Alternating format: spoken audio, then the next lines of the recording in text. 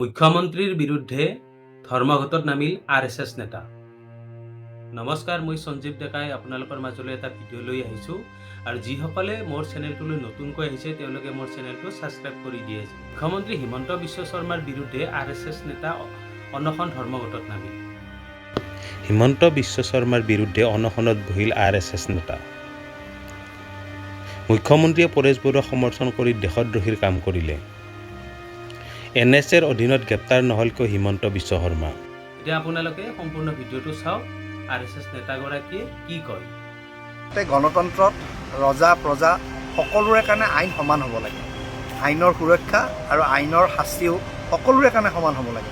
এইটো এটা দুৰ্ভাগ্যজনক বিষয় যে সাধাৰণ এজনী 19 বছৰীয়া ছোৱালী বৰ্ষাশ্ৰী বুঢ়াগোহাঁইক কবিতা লিখাৰ কাৰণে জেললৈ পঠিয়ালে আৰু ইমান সাংবিধানিক দায়িত্বত থকা এজন দায়িত্বশীল ব্যক্তিয়ে পৰেশ বৰুৱাৰ আলফাৰ সেনাধ্যক্ষৰ ফটো আঁকিবলৈ কোৱাটো এটা সাধাৰণ কথা হৈ পৰিল। টুলুঙা মন্তব্য বাকীবিলাকে কৰি এই কথাটো গাপ দিবলৈ চেষ্টা কৰিছে। এইটো দুৰ্ভাগ্যজনক গণতন্ত্ৰৰ কাৰণে। এইটো এটা গণতন্ত্ৰ নহয়, এইটো স্বৈৰতন্ত্ৰ বুলি ক'ব লাগিব। মুখ্যমন্ত্ৰী এই কথাটোত খুব দুখ পাইছোঁ। যদি বেলেগ আদৰ্শৰ মুখ্যমন্ত্ৰী এজন হ'লে হয় তেতিয়া কথাটো নাছিল। তেখেতে নিজেই কয় যে মই সংঘৰ স্বয়ংসেৱক, সেইকাৰণে মই এই ধৰণৰ কাম কৰিবলৈ খুব সাহস পাইছোঁ। তো তেনেকুৱা স্বয়ংসেৱক এজনে কমচে কম আদৰ্শৰ বিৰোধলৈকে যাব নালাগিছিল। আমি সকলোৱে জানো যে আলফাই কি কৰিছিল, কি কৰা নাই। আৰু যিহেতু সাৰ্বভৌমত্বৰ প্ৰতি তেওঁলোক ভাবুকি, তেওঁলোকে সদায় এখন স্বাধীন অসমৰ কথা কয় বা বাকী ভাৰতৰ লগত নথকাৰ কথা কয়। সেইকাৰণে মুখ্যমন্ত্ৰী এজনে সাংবিধানিক দায়িত্বত থাকি যি সংগঠনক ইতিমধ্যে কেন্দ্ৰীয় চৰকাৰে নিষেধাজ্ঞা জাৰি কৰি থৈছে আৰু মুখ্যমন্ত্ৰী সাংবিধানিক দায়িত্বত থকাৰ পিছত তেওঁ কমচে কম এই বিষয়টো ক'ব নালাগিছিল।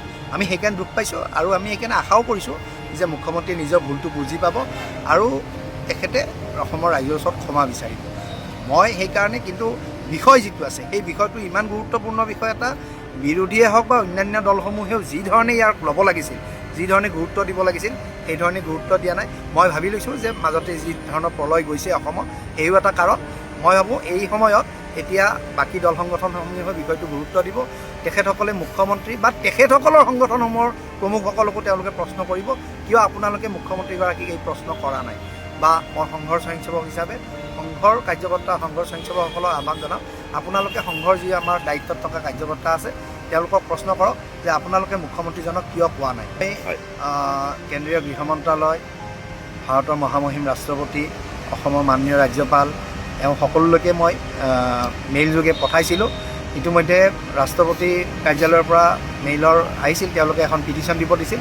আমি ইতিমধ্যে পিটিশ্যন দিবলৈ চেষ্টাও কৰিছোঁ, কিন্তু তেওঁলোকৰ যি মেইল এড্ৰেছ তেওঁলোকৰ যি দিছে তাত পিটিশ্যনটো একচেপ্ট কৰা নাই। কিন্তু বাকী আমি ইতিমধ্যে তেওঁলোকক আমি প্ৰথম প্ৰাৰম্ভিক যিটো এইটো আমি দিছোঁ। এতিয়ালৈকে আমাৰ ইমানখিনি আগবাঢ়িছে, বাকী কোনো ধৰণৰ আমি বেলেগ আৰু অন্য গৃহ মন্ত্ৰালয় আৰু মাননীয় ৰাজ্যপালৰ ফালৰ পৰা আমি কোনো ধৰণৰ উত্তৰ পোৱা নাই। আচলতে গণতন্ত্ৰত ৰজা প্ৰজা সকলোৰে কাৰণে আইন সমান হ'ব লাগে। আইনৰ সুৰক্ষা আৰু আইনৰ শাস্তিও সকলোৰে কাৰণে সমান হ'ব লাগে।